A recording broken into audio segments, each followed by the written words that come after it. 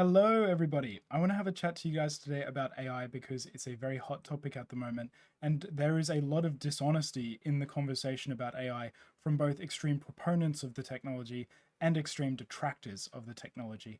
And I want to give a fundamentally more balanced take from the perspective of somebody who's been doing low level programming for a very, very long time. And I have not really seen a lot of low level perspectives on AI. I've seen a lot of web people give their perspectives on AI, but I think this opinion is going to be a pretty interesting one to add to the conversation because I have not seen a lot of lower level opinions about the technology. Now, look, I tried to work with Codex, but I Codex and I fundamentally are incompatible in the way that we try and program. And so there were multiple times I literally just straight up crashed out at Codex, and I'm going to flash a couple of these up on the screen. It was like I just could not get it for the life of me to do anything that I wanted. And before you go and say like, oh, you just did the prompt wrong, or you need to have like an agents MD, dude, I have a literal like Git repository. I fell for the meme of making my own like G stack or whatever, where I have all my opinions on how I like the code to read and be written. And I have it even per language. Like I have a C.MD, a Go.MD, a Python.MD, etc., etc. So I'm literally trying all I can.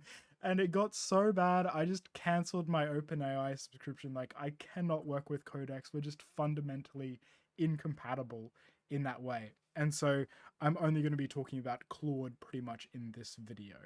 My position on AI has been fundamentally misrepresented multiple times by different people.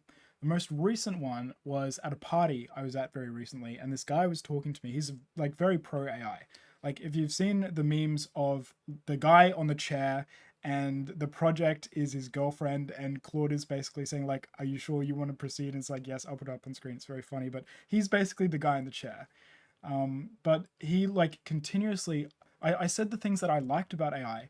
I said the things I didn't like about AI. And he just continuously took those negative things I said and tried to paint me as like an anti AI, like the technology has no use, it's not going anywhere, blah, blah, blah, when that's fundamentally a misrepresentation of my position. So I'm going to start off by saying the things I like about AI so that nobody can make this erroneous judgment about me and my position. It's an excellent auto grepper. That's the first thing. So I've been working with it in a 40,000 line C embedded code base. That's 40,000 lines of application code, not like hardware abstraction layers and stuff like that.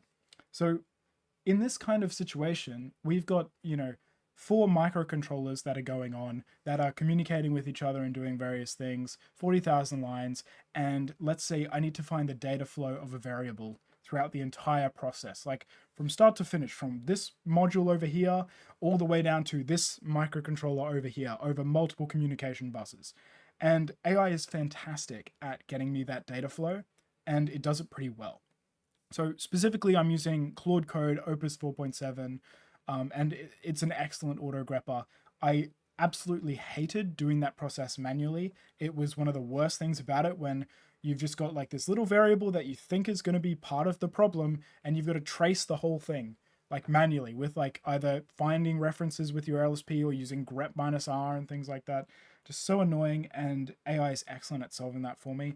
Now, a side note about that, I hit my limits so often because the thing is, like, embedded code bases are very high context by definition.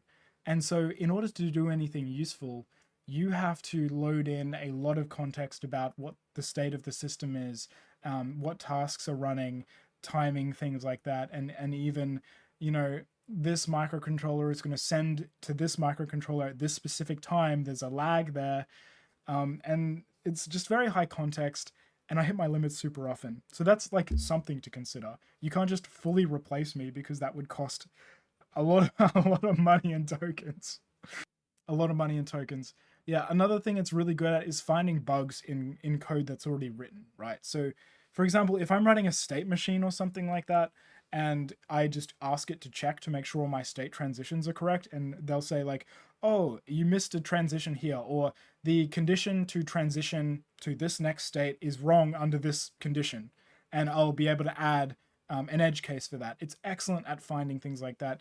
And when I've used it for Linux programming, like specifically, multi-threaded programming, it's been great at finding race conditions and deadlocks and things like that. So finding issues with existing code, and this kind of lines up with what they're saying about it being a good at cybersecurity and like finding vulnerabilities. I can kind of buy into that because I've seen it find legitimate problems with my code. It's also found bogus problems that like weren't problems, but it's up to you. Like, and it will find real things a significant amount of the time, and so you give it props for that. Now, here's what I have an issue with the technology. Okay, is all of these CEOs that are getting up on their big stage and they're saying things like, in 6 to 12 months, we are going to do everything software engineers do end to end. That was Dario Amodei.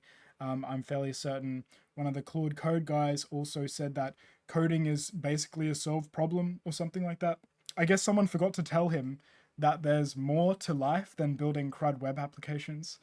Um, and this is something I want to get into. All right. Now, while it's actually pretty good at finding issues in C code, I very, very rarely let it generate any C code for me because even Opus 4.7 on like X high reasoning with all of my opinions in my Git submodule repository with all my C programming techniques that I like to use, it still just makes so many fundamental mistakes that I don't understand how you can trust it in any capacity to do things on its own at all.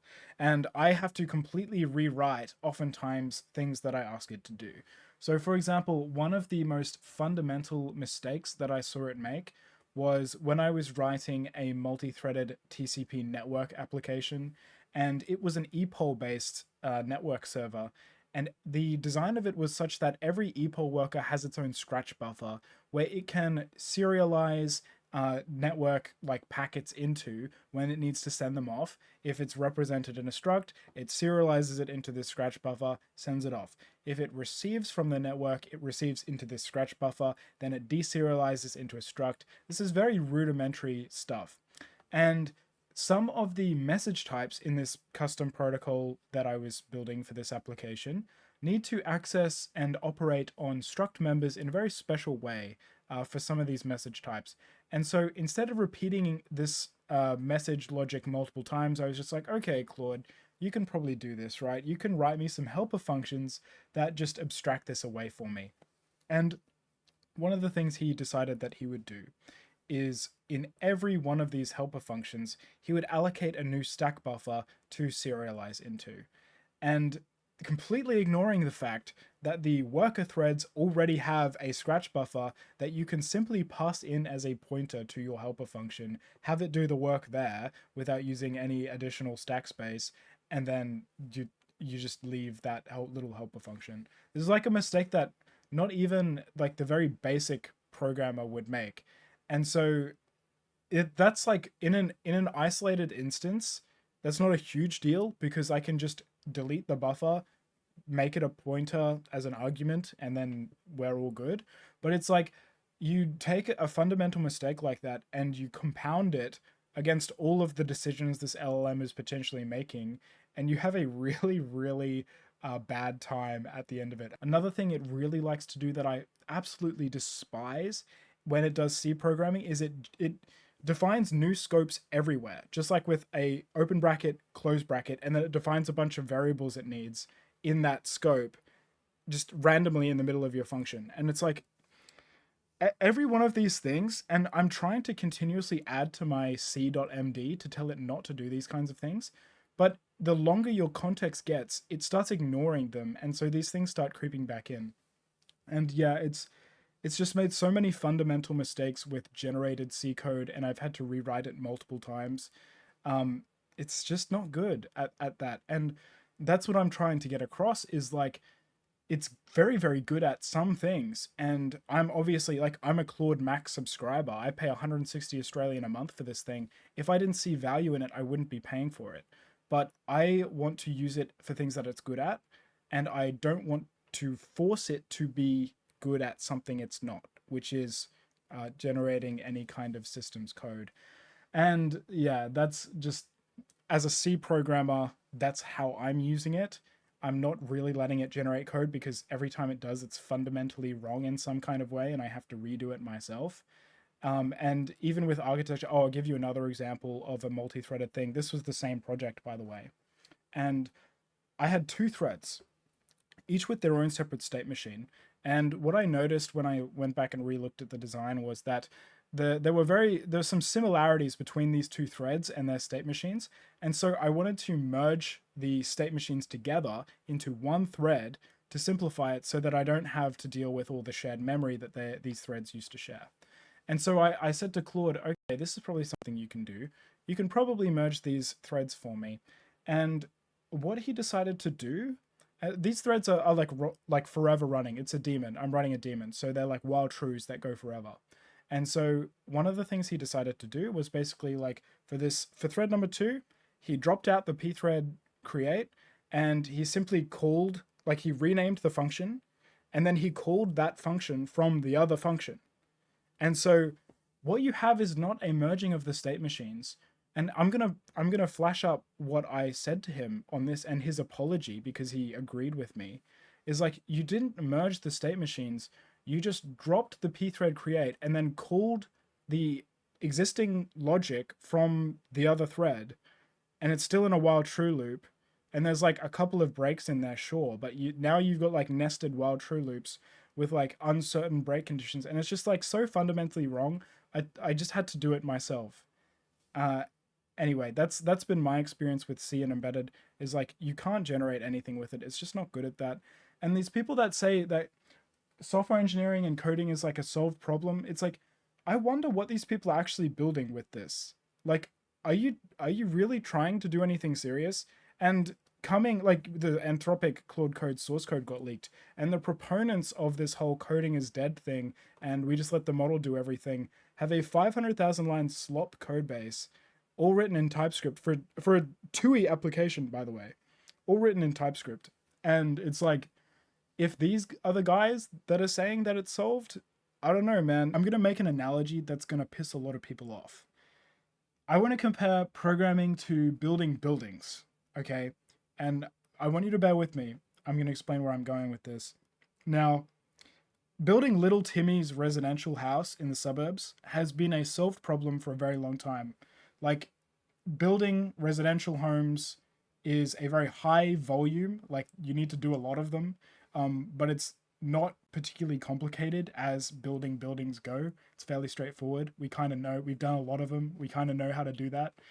And I'm getting at this point with CRUD web applications. Like, to be honest, and this is what I think is going to piss people off, is building CRUD web applications has been a solved problem since like 2008 with the LAMP stack. Now, there are so many of these out there. And the issue is like, for the vast majority of the case, when you want to build a CRUD web application, it's like, use the same fundamental technology, use the same fundamental code, just like stick a different company's logo on it. Like little Timmy's baby's first e-commerce Shopify wrapper, that's just like copy paste with a different logo. You know what I mean? Like this is a solved problem.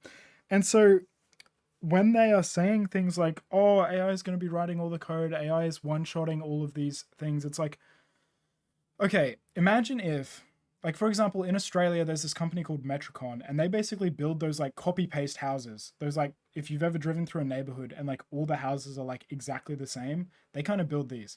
Now, imagine if this company came out with a robot that could just build all of these houses, and you don't have to hire a construction team. You don't have to hire an architect. You don't have to hire anybody. They just have a robot that will build these pop-up houses. That's kind of what's happening in web development. It's like the sheer act of building the house no longer has value because you've got something that'll do it for you. But like low key, there was not much value. Like for the sake of the software engineering field, there was not much value in doing that anyway because it's kind of just like another pop-up house. You actually want to be building skyscrapers. You don't want to be building little Timmy's residential house. So I'm not super bothered. Like it sucks. It does suck for a lot of people. Like because that's the high volume work. Like there's lots of residential houses that need to be made. And there's not very many skyscrapers that need to be made. And that's, I think, where people are having issues with like the job market and stuff. It's like, all of a sudden the value in building these residential homes is not where it was. And look, this is another thing I want to talk about that I think is being very dishonest, which is the AI layoffs that are happening. Like, dude, if you just pull up the U.S. Federal Reserve job postings over time graph for software engineering, it's blatantly obvious. And even Sam Altman, the CEO of OpenAI, has said that a lot of this is AI washing, where it's like the company's just overhired and they're blaming unrelated layoffs on AI because that's just like, you know, they overhired during the pandemic by like 280%. And it's even more rough because you have all of these people that got duped basically into thinking that CS was going to be an amazing career where they'd just make a whole lot of money. Like, dude, you look at the graph of software engineering job postings. Go back to 2021. If you were an 18-year-old kid in 2021 and you just graduated high school and you had to choose your college university major and you saw the graph of software engineering jobs, man, I'm doing a 3-year comp sci degree and I'm getting that bag. You know what I mean? Even if I have no interest in the field, even if I don't care about it at all, I'm not interested in computers, I don't program outside of work, I never work on myself, I never do anything. I'm getting that 3-year CS degree, I'm getting that 100K salary, I'm getting those free meals in the cafeteria. And so I feel bad for a lot of these kids because they got duped into thinking that software engineering was going to be this golden ticket. The gravy train of the pandemic's just going to go up and up and up and up. Like if you started your 3-year CS degree in 2021, you graduated into 2024, which was like one of the worst job markets for CS ever. Now, the decline started before ChatGPT. Like if you look at the graph, the decline started before ChatGPT even released. And when ChatGPT first released, it wasn't replacing anybody. Like it wasn't doing anything useful. It was making mistakes all the time. And so even before these models got actually useful for things, which was like, you know, when Claude and GPT 4.0 actually started doing stuff, like the decline was happening. And so what you have is this combining factor of where building residential homes for little Timmy is no longer super valuable. And that's where all of the high volume work is.